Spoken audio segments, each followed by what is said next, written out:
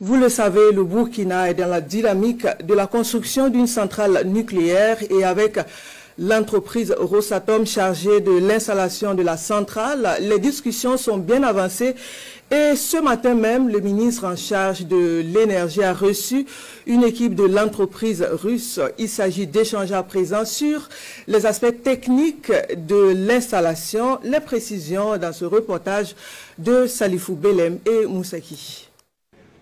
Le nucléaire pour résoudre définitivement le déficit énergétique au Burkina Faso.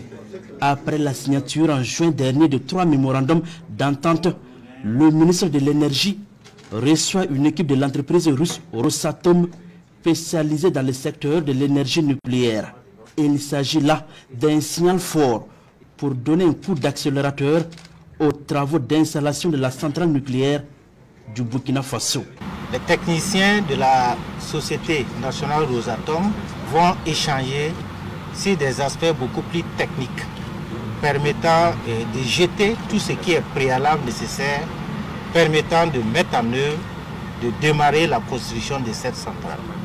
Donc nous fondons beaucoup d'espoir sur cette visite qui va permettre de toucher du doigt les réalités sur les questions d'énergie, mais également sur d'autres aspects qui vont concerner d'autres ministères. Les discussions entre les deux parties vont également porter sur l'offre technique proposée par l'entreprise russe, le lieu d'installation de la centrale nucléaire, la durée et le coût des travaux.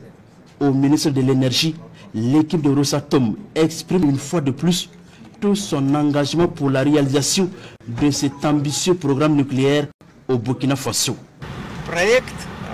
Nous sommes contents de travailler avec le Burkina Faso. Nous allons tout faire pour exécuter le plus rapidement possible les travaux d'installation de la centrale nucléaire. On parlera plus du lieu d'installation en tenant compte de la sécurité. L'énergie nucléaire est aujourd'hui utile dans plusieurs secteurs de développement tels la production agricole, la médecine et la recherche. L'équipe de Rosatom entend donc échanger dans les jours à venir avec les responsables des ministères de l'enseignement supérieur, de la santé, de l'agriculture et de l'environnement sur le bien fondé de l'utilisation pacifique du nucléaire.